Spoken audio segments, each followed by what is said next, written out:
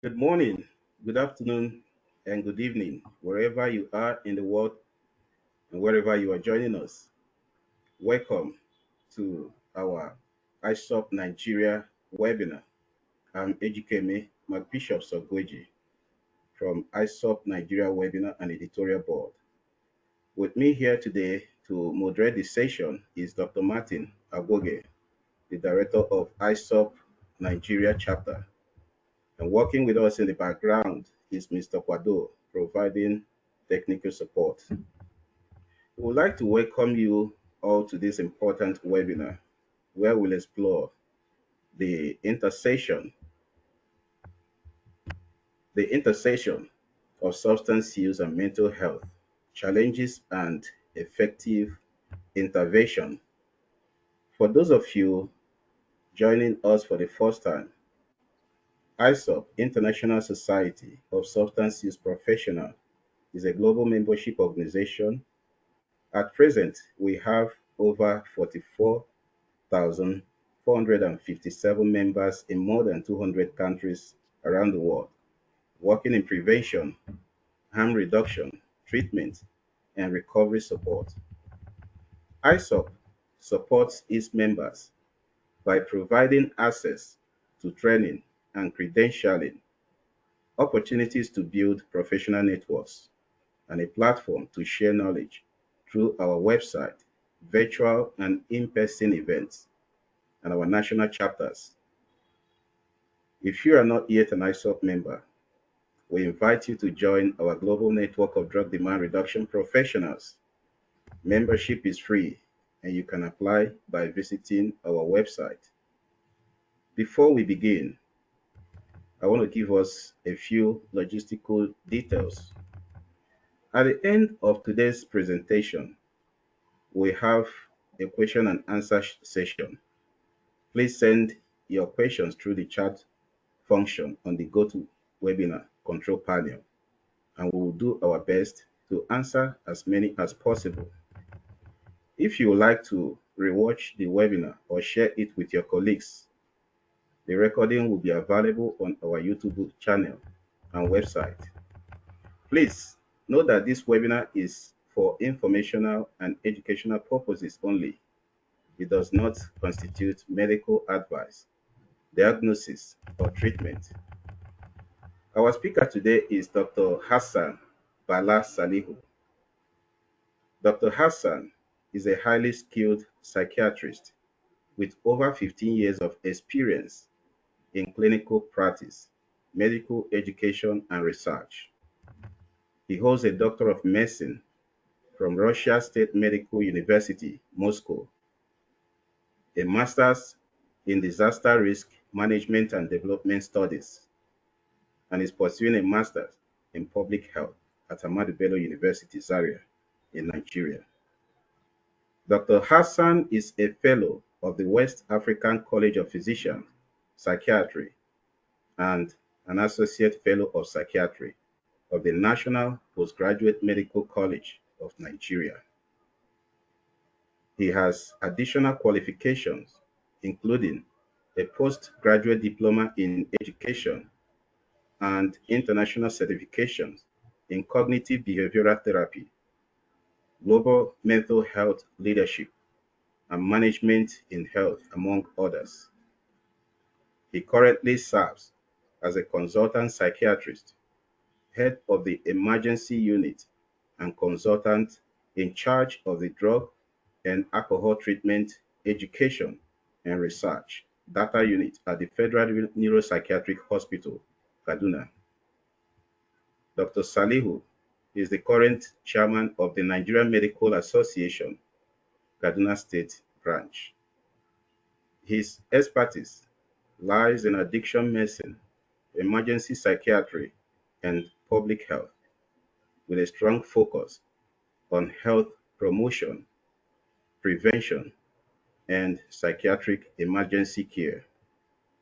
Passionate about medical education and policy development, and continues to drive progress in mental health care in Nigeria.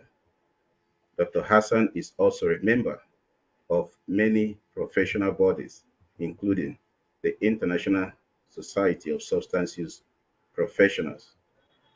Today, we are glad to have you on our webinar, Dr. Hassan, and you can take over the floor. Thank you so much for having me. Thank you. It is my singular honor to be with you today for this lecture. As you earlier stated, the theme for today's discussion is exploring the intersection of substance abuse and mental health challenges and effective intervention. Uh, it is my hope that at the end of this discussion, we will learn or at least remind ourselves in understanding the scope and complexity of this dual diagnosis, recognizing the key challenges associated with it, exploring effective interventions that are available.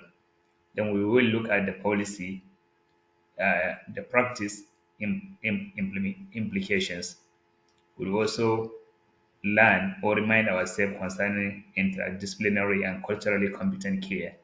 And of course, we will commit to action and enhance our advocacy call. So the topic to discuss briefly are just understanding the dual diagnosis, particularly substance abuse or substance use disorders and mental health, gaps in making diagnosis and access to care, stigma associated with these diagnoses. Of course, also look at the challenges of workforce, the competence of the medical professionals that are handling these challenges. We'll also remind ourselves about the current policies and the funding priorities and why we are having challenges in taking care of these medical challenges. Of course, community engagement is very key in ensuring success toward treating individuals with dual diagnosis. Why discussing these important topics together, mental health challenges, substance use disorders? Because it's really high and also is growing. The prevalence is really growing. And of course, there are a lot of high public health burden. And then why the burden? Issues of fragmented care is there. And that's why it's difficult sometimes to manage because we don't give a holistic care of individual battling the dual diagnosis. Mainly sometimes because of the stigma associated with it, both at the healthcare setting as well as within our community. Effective solutions exist, but largely underused. And then we'll look at the global health priorities. So I would like to, discuss this topic today using the current outline. We'll look at briefly introduction, the overview of mental health and substance use disorders, why the connection, where are the intersection between mental health issues and the substance use disorders? Why is it important? And then what are the challenges when there is this intersection? And then we said earlier that there is an effective intervention. What are the interventions available? And evidently shows that they work. And then we will conclude by recommending by recommendations. So, by the way of introduction, the co-occurrence of substance use disorders and mental health present a significant public health challenge. Ordinarily, we know that mental health challenges, depression, bipolar affective disorder, schizophrenia, are among the top health challenges that have significant burden in the global burden of disease, especially in the middle and low and middle income countries where individuals often face overlapping social issues, economic difficulties, and healthcare barriers. We know it is a fact that even in developed nations, the issue of mental health care gap is very high. About 35 to 50% of people with mental health challenges and substance use disorders do not get care as they're supposed to. And of course, when we talk about the low and middle income countries, these challenges are really higher. Studies have shown that up to 75 and above of people battling with mental health challenges do not get care they deserve, largely because of so many factors. Individuals affected often experience poorer health outcome, higher service utilization because of the frequent relapse, as well as also increased mortality. Fragmented care, stigma, underfunding exacerbate these issues. So it is important to look at how we can come up and discuss a holistic care and integrated care that can give a better solution to these challenges. Co-occurring health challenges, comorbidity or dual diagnosis are said when two disorders or illnesses occur in the same person simultaneously or one after another. So it is not only mental health and substance abuse. It could be mental health and another physical health, such as having diabetics and hypertension, having schizophrenia and diabetes mellitus, having schizophrenia or bipolar affective disorder and hypertension, and so on. So at the same time, one individual is faced with mental health issues such as depression, anxiety disorders, or schizophrenia, as well as is battling with substance use disorder, is said to have a dual diagnosis or comorbid health condition. Comorbidity implies that the illness interact, affecting the cause and the prognosis of both. When there are comorbidity or co-occurring disorders, it is difficult. It is more difficult to manage as one disease affects the other.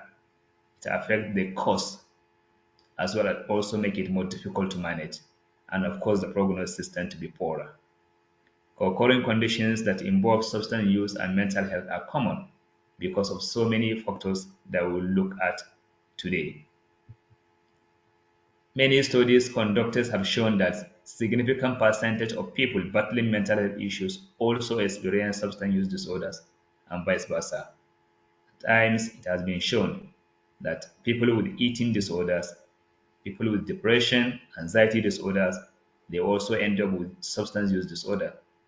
And at the same time, people with substance use disorder, be it cannabis use disorder, alcohol, opioid, and others, also may end up with one mental health challenges or the other. And according to the National Health Survey in the US, more than 9 million adults in the US experience both illness. That means the comorbid substance use and mental health challenges, one or another. The rates are increasing, particularly after COVID-19, because there is increase in stress, there is more isolation. Many people tend to electronic gadget now, other than the usual social interaction that we used to. And of course, there are a lot of economic uncertainties globally, particularly those living at the low and middle income countries. Mental health disorders increase vulnerability to substance use, while substance use also precipitate or worsen the mental health issues. As discussed earlier, mental health people with mental health challenges sometimes tend to use psychoactive substances to medicate their symptoms or to medicate sometimes the adverse effect of the medication that they are taking. Occasionally, they are battling with stigma when challenged or the other, and they tend to use psychoactive substances so that they can get a sense of relief from what they are feeling or what they are experiencing.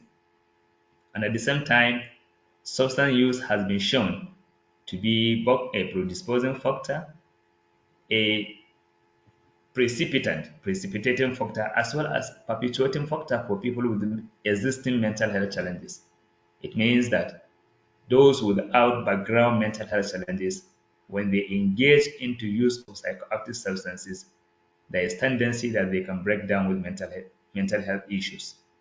And those with background or existing mental health challenges, when they engage in abusing or using psychoactive substances, it tends to precipitate or to ignite the mental illness, as well as also make it more difficult to manage, hence perpetuating the cause of the illness. So dual diagnosis, in essence, is associated with increased hospitalization, incarceration rate, homelessness, and suicide. It is also revealed by research that those with dual diagnosis, existing mental health issues, and substance use disorders at increased risk of frequent relapse and hospital admission. They are at increased risk of being arrested and being imprisoned, either because of the mental health issues that now uh, that precipitate them to commit one crime or the other, or because of the effect of the psychoactive substances they are abusing. So this slide can show us mental health disorders that commonly occur with substance use disorders, as well as also patients battling substance use disorders, the mental health challenges that usually occurs alongside. Anxiety disorders and mood disorders are really associated with use of psychoactive substances such as benzodiazepine, opioid, and others. Schizophrenia, bipolar affective disorder, conduct disorder, and major depressive disorder are some among the common mental health challenges that people tend to use psychoactive substances either to medicate the symptoms. For example, someone who hears voices of unseen person continuously as a result of the distress, an individual is looking for a sense of relief. The individual can now tend to use psychoactive substances so that individual can get relief. At the same time, people with conduct disorder, they are at higher risk of engaging into use of psychoactive substances. Alcohol use disorder, tobacco, opioid, and other stimulants all also tend to push an individual toward developing or breaking down with one mental health issues or the other. So what is mental health? It is a well-known fact, it's a state of well-being where individuals can cope with life challenges, work productively, and contribute to their community. It is usually associated with our psychological, emotional, and social well-being, affecting the mood, the thought, as well as the way we relate with others and function globally. So there is a thin line occasionally between being healthy and being mentally unstable, and it usually doesn't start from being normal or normally in court and then directly transcending to a severe form of mental health issues. Rather, there are usually some level of being in a mild state, in a moderate state before an individual without appropriate care and management can tend to be severely ill. So common challenges such as stress during exam, stress at work, family dysfunction can affect us to have some form of a mild mental health challenges. And of course, when we are in a major relationship issues that can moderately affect our mental health stability. When individual break down with a diagnosable mental health issue such as depression, schizophrenia, we can now clearly say that there is a mental health condition. Substance use disorder, briefly, is when there is persistent use of psychoactive substances that cause significant distress and impairment to the function of an individual, despite having the knowledge or understanding the harm it causes such an individual. It is also associated with the compulsive use and seeking for the substance, even when there is a negative consequences attached to it, obviously. Research has shown that mental disorders and substance use disorder involve similar areas of the brain. Why are we talking there is interaction? Why are we talking there is a relationship? Because areas in the brain, both of them are brain diseases. So the areas that mental health usually affect when there is a challenge is almost the same area that we usually have problems when there are substance use disorders. And the interaction usually increases the severity once someone uses psychoactive substances and is already having an existing mental health issues. There is tendency that the psychoactive substances will worsen the symptoms of the mental health. An individual with comorbid disorder have higher relapse, as I said earlier, and of course, have a poorer quality of life globally. The bidirectional relationship, mental health disorder turn to individuals with mental health challenges tend to substance, as I said, for such medication. Occasionally, the symptoms, as I said earlier, occasionally not even the symptoms of the mental health that they are facing, such as depression or being anxious in the case of anxiety disorder, but rather to medicate the symptoms or the side effect of medication that they are being prescribed.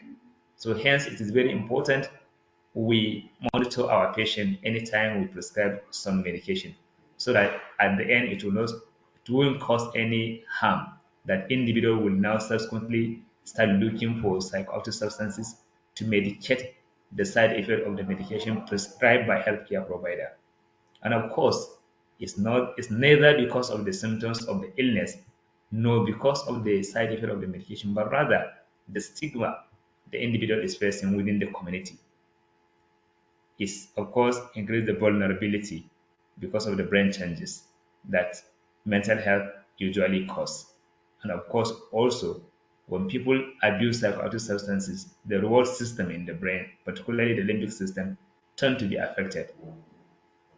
Studies have shown the functional imaging, the functional uh, investigation that has shown both functionally and structurally how substance use can affect our brain and then predispose individual to break down with mental health challenges subsequently. So substance may trigger changes in the brain structure and function, thus increase the likelihood to develop mental health disorders. So the common overlapping risk.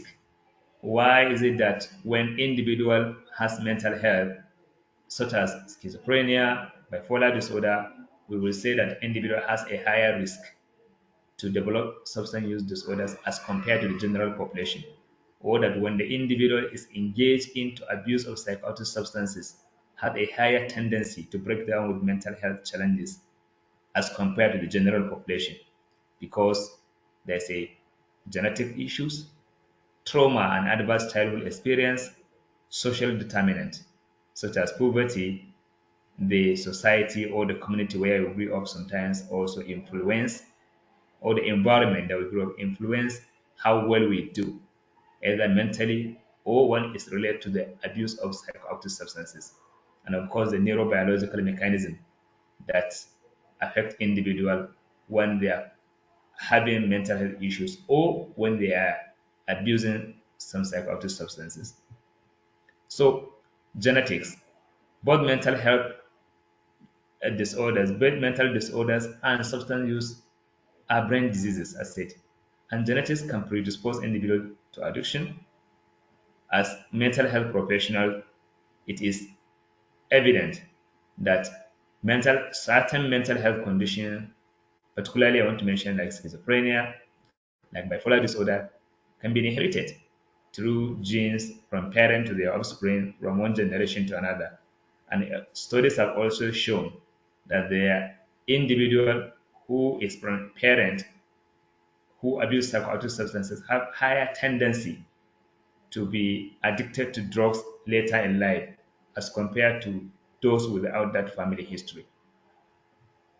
The adolescent brain also is a developing brain, and it has been shown that when people are growing, the developing brain, the brain is still developing. So some key important areas within the brain that can decide the decision making and also knowing the consequences of our action are not fully developed in young adult or in adolescent.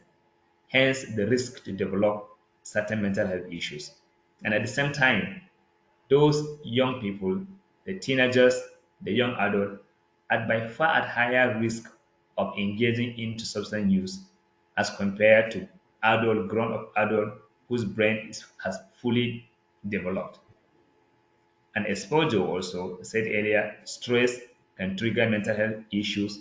Stress can predispose individual or increase the risk of an individual to engage into psychoactive substance use, such as stress such as neglect, physical abuse, sexual abuse, or negative experiences that is usually difficult for the brain of a young adult or of an adolescent growing brain, developing brain to comprehend or to process.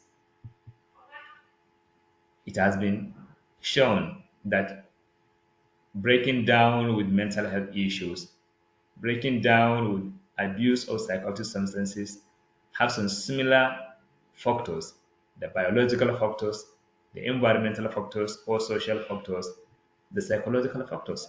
And at the same time, when we talk about mental health, also for an individual to have an optimal mental health or to break down with one challenge or the other mentally, such individual usually has biological, psychological, and social issues surrounding it. So looking at the psychoactive substances or the risk of developing substance use disorder and the risk of developing mental health challenges are almost similar. The challenges now, when individual is engaged in using substance, an individual has existing or has now broke down with mental health issues. Why are the challenges? Why do we say there are challenges higher than when individual is just battling a single diagnosis? If we compare individual who has just unipolar depression or depressive disorder but does not abuse any psychoactive substances, and another individual who happens to be also a depressed patient or individual with depression but at the same time is abusing one psychoactive substances or the other, having dual diagnosis, the challenges are higher. And then why do we have sometimes issues when we have people with dual diagnosis? Because the diagnostic overshadowing. Sometimes even at the healthcare setting, to make the dual diagnosis, the diagnosis of people having the comorbid conditions may be difficult. Sometimes because of the symptoms the individual present, we concentrate on establishing one disorder, neglecting the fact that such individual also is battling another. For example, if individual present to a healthcare setting with a history of psychoactive substance abuse, alcohol abuse, opioid abuse, or cannabis abuse, we're likely going to concentrate on the substance use disorder, the use of the substance, neglecting the fact that this individual may be depressed. This individual may also be battling anxiety disorder. So making the diagnosis, because sometimes even the symptoms kind of look alike or the presentation look alike. So we sometimes concentrate on trying to establish the particular disorder that individual present with, neglecting the fact that such individual also is battling another. And of course, by the time such individual is treated with this single problem that has been diagnosed, neglecting the fact that such individual also has another problem, then there is likelihood, there is higher chances that the same condition that has been managed will relapse because the person has not been managed holistically. The complexity of assessment and treatment, difficulty in making diagnosis, poor prognosis if one disorder is treated and another is untreated, as I said earlier. There is systemic barrier. Fragmented healthcare system and addiction services also is another issue. Sometimes we have rehabilitation centers being managed by not by um, competent mental health expert, and because of that, usually they will just concentrate in rehabilitating individual with substance use, forgetting that the same individual has a comorbid condition, other mental health challenges that need to be addressed. But because these individuals themselves are not competent, it's very difficult for them to be able to elicit such psychopathologies to make a diagnosis so that such condition can be managed at the same time. And at the same time, even at the healthcare setting, as I said earlier, someone comes down with manic symptoms that is clearly a case of bipolar affective disorder or mania. The individual, the healthcare professional will concentrate on treating the BAD or the manic symptoms, forgetting the fact that the same individual also is engaged in using substance. Lack of integrated care model usually predisposed to that. If there is a system whereby individual can be, of course, holistically managed at the same time simultaneously, such patient or such client will do better than if it's been managed uh, what we call serial care. It's just been managed for substance use, and later on we say, okay, now that you have stopped using the substance, now you can go and see another specialist that can manage the other condition. So serial care does not usually help as compared to if individual is got an integrated or holistic care where all the conditions can be looked at. Limited trained professional, as I said earlier from my statement, sometimes is because of the competency of the professional. It is difficult sometimes. Some are well groomed, well trained on how to manage substance use disorders. But when you talk about their capacity to elicit psychopathologies that they can make diagnosis of one mental health condition or the other, they lack that capacity. Hence, there will be a problem. On the other hand, some mental health experts are good in eliciting the psychopathologists making diagnosis, but at the same time, they are not well groomed, they are not good in handling substance use problems. The stigma, the dual stigma in health setting. Ordinarily, even one individual has just a single diagnosis of either substance use disorders or other mental health issues, there's a stigma. At the family level, particularly if individual is engaged in substance use, people see it as a moral issues, as lack of motivation. So there is that stigma within the family, within the society, even within the healthcare setting. People see it as weakness. If he wishes to stop, he could have stopped. So the stigma is there, and that usually led to individual usually not going for the care, or rather stay and continue to battle and continue to get worse by the day. And of course, the stigma impact on the health care seeking behavior of our clients. Policy and funding issues also affect the care. In most countries, particularly low and middle income countries, the budget that is being given to the health sector is usually not enough.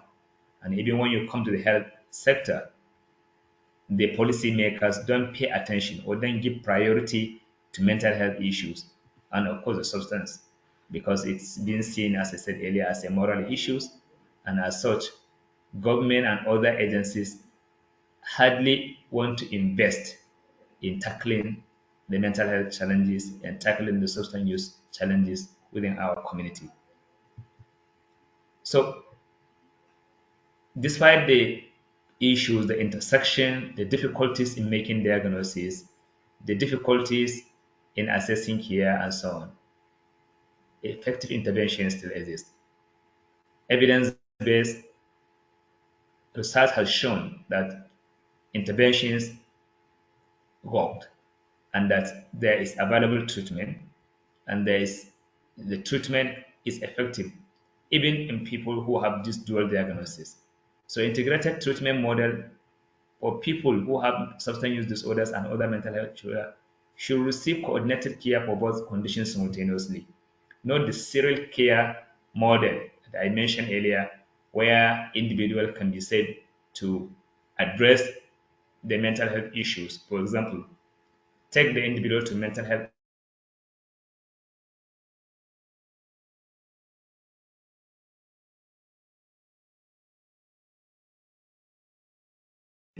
where the schizophrenic symptoms or the schizophrenia can be managed, even to the individual. And then when the person is well, then you can now refer him to another health facility where he can go and attend to another professional for the substance use problem. So when there is integrated care where the two conditions can be managed simultaneously, the impact and the effect is much better. So integrated dual disorder treatment is available. It is an evidence-based practice that improves the quality of care of our client with the co-occurring severe mental health disorders and substance use by combining the substance abuse services and the mental health services at the same time. It usually involves multidisciplinary team that usually engage sometimes by biopsychosocial approach, even beyond the biopsychosocial approach, even other larger social factors like housing can be looked at, the security of an individual, and so on. It has been shown that this kind of integrated care increases the continuity of care because the individual, rather than now just complying, will now understand and adhere to the treatment. And such will improve the quality of life of such individual. And of course, so that they can live independently and they can now function within our society, just as the definition of mental health earlier stated. They can contribute to the community where they live. And of course, the integrated care model usually reduces relapse, hospitalization, and so many other negative effects of not caring for this client accordingly. There's assertive community treatment where community are involved within individual will get the treatment, and that individualized treatment with outreach with the involvement of community reduces the stigma, as we say. So the people usually support the family members, the other community members also will tend to understand that this is beyond just moral issues. It's an illness, it's a brain problem that individual also deserve empathy. Just like when someone is having one physical challenge or the other, when someone has fractured leg, the family, the community usually have that sympathy and empathy for the individual. Other people also with mental health challenges, with substance use disorder, deserve same, so that the individual can come out of it. So the collaborative care model I discussed earlier, where the patient is centered with the primary care provider, with a therapist, with a psychiatrist that has the capacity to elicit all the psychopathologies in case of other severe mental health challenges, are all there to manage the patient accordingly. So when there is dual diagnosis, it's beyond just one model, as I said, and the psychosocial intervention that has shown to be effective include the cognitive behavioral therapy, where the therapist or the healthcare expert work on the thought process and understanding of such individual with the aim of changing the belief model, the thinking pattern of such individual, so that individual can adapt a better way of life.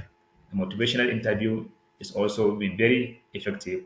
Contingency management, trauma-informed care, dialectical behavioral therapy also can be given to the patient, where individual uh, can be equipped with skill that such individual can handle emotional issues, stress issues, and so on, that usually lead to relapse or difficulties in sustaining remission.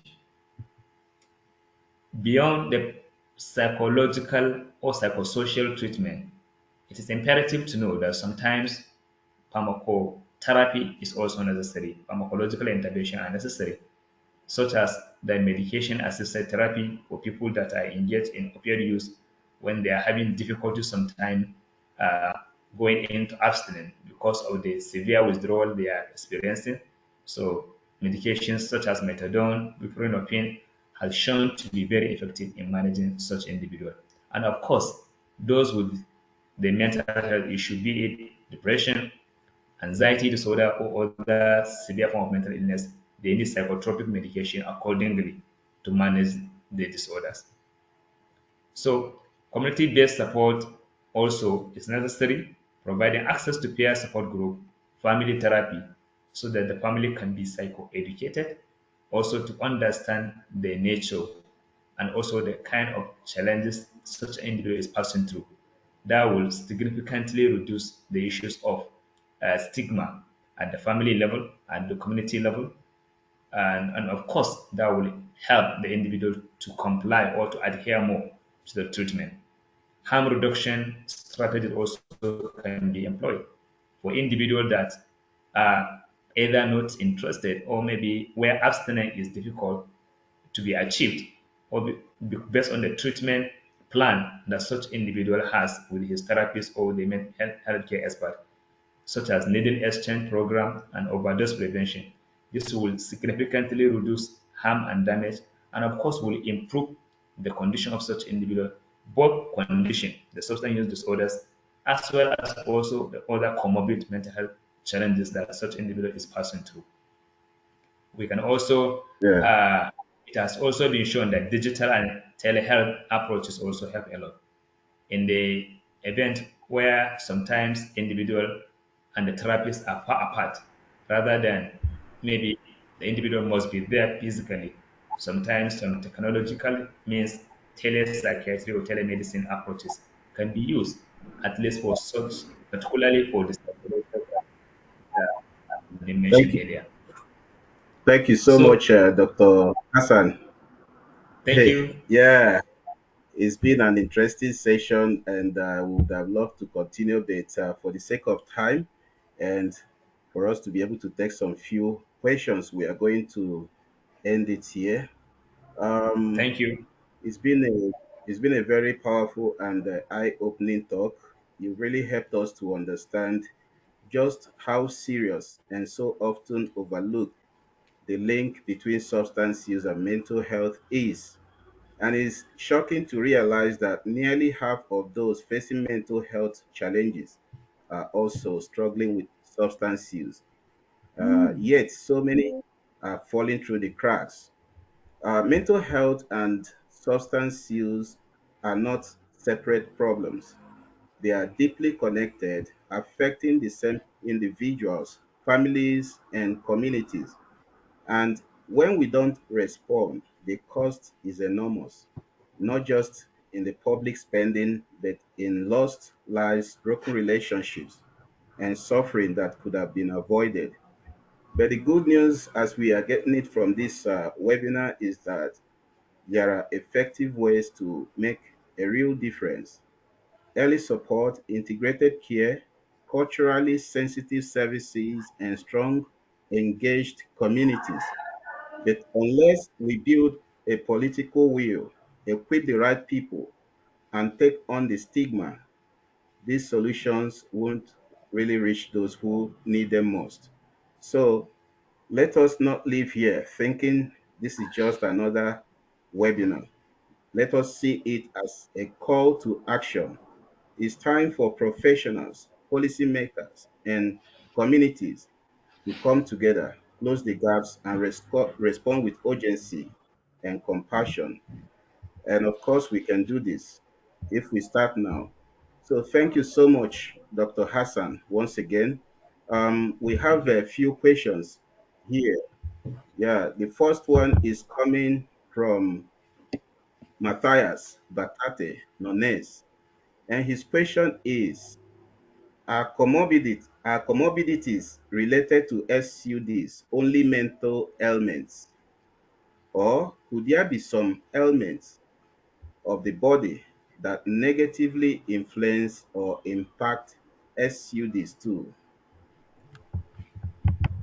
I can't think of an example to make any question clearer. Sorry, that's his question.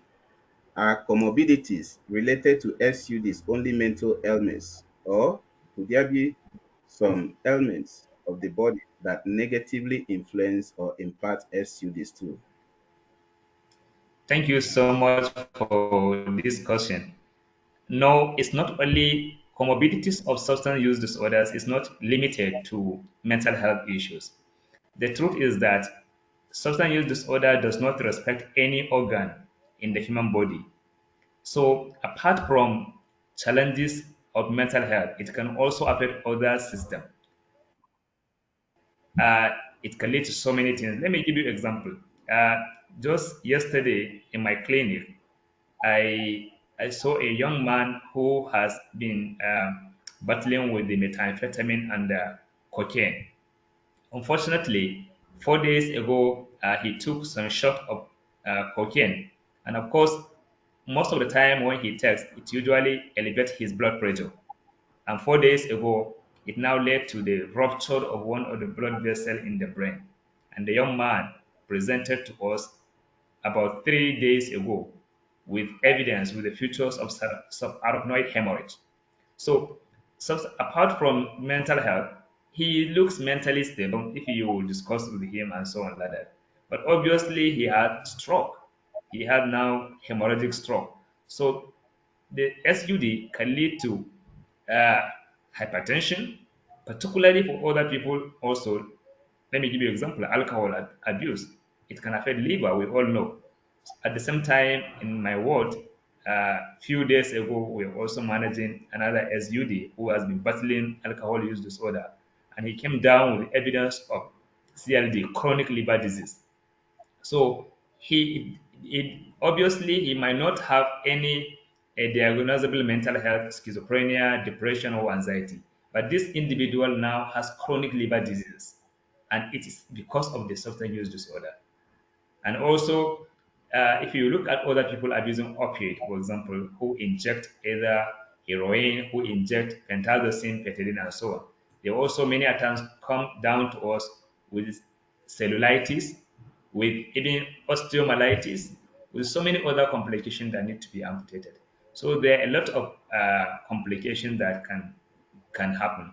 Of course, as I said earlier, smoking, we all know, increases the risk of cancer. Not only smoking, almost the use of all the substances, the cannabis, the alcohol, the cigarette, name them, increase the risk of having all types of cancers that you can talk about. Previously, they used to say Thank you that so it much. is only ovarian cancer that smoking does not increase the risk. But even the ovarian cancer, now new studies have shown that smoking can increase the risk. So it's not, to summarize it, it's Yeah. not mental health only. It can also lead to so many other comorbidities. Thank you. Oh, yeah. That's. I think your answer is very clear. Another question coming from Joran Sobek. She asked, "Is all self-medication bad, or can some drug use improve certain conditions?" That's a question. The truth is that professionally speaking, I can say all self-medication is bad. Because there's nothing that one will ingest into his system that might not have one consequences or another. And the best is that if such an individual is having one health challenges or the other, is to present to the professional.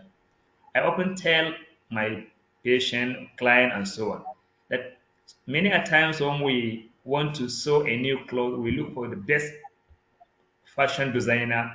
When our car breaks down, we look for the best mechanic or technician around. But when we are sick ourselves, we decide to treat ourselves. It's quite very wrong. So also to summarize it, self-medication is generally harmful. And Yeah. once it's not under prescription, once it's not given by a professional, I can say that there's not any medications that you take individually that we can say that is good. The best is to present to professional so that they can treat such an individual accordingly. Thank you. Okay. Thank you so much, Dr. Hassan. We have less than 2 minutes to go, so we can just only take one more question. Sorry for those who have sent in their questions, and we don't really have much time to take all of them. So the last Thank you. question before we leave. Um, Hello and warm greetings. How can family therapy help in the treatment of such case of co-occurring disorder and mental health? This is coming from Simon Molonga. Thank you so much. As I said earlier, family therapy is key. It's one of the very important aspects of managing not only mental health or substance, but almost all health conditions. Uh, it is worth to know that when client family do not understand the nature of the illness, they are unlikely to give the person the maximum support. And when we talk about the biopsychosocial aspect of managing mental health challenges or substance use disorder, family are the key. So sometimes, because you need the social support, the biopsychosocial, when you come into the biological aspect where the healthcare professional can do a lot in making the right diagnosis, right treatment, and so on. The psychological aspect where the individual or the client himself has to make certain changes, as I said earlier, such as in CBT and so on. The social aspect is largely by the family, the society where such individual live. Oh, Sometimes, if the sorry. individual is, thank Yeah, you. you can So just it's very summarize. family It's almost therapy is very important.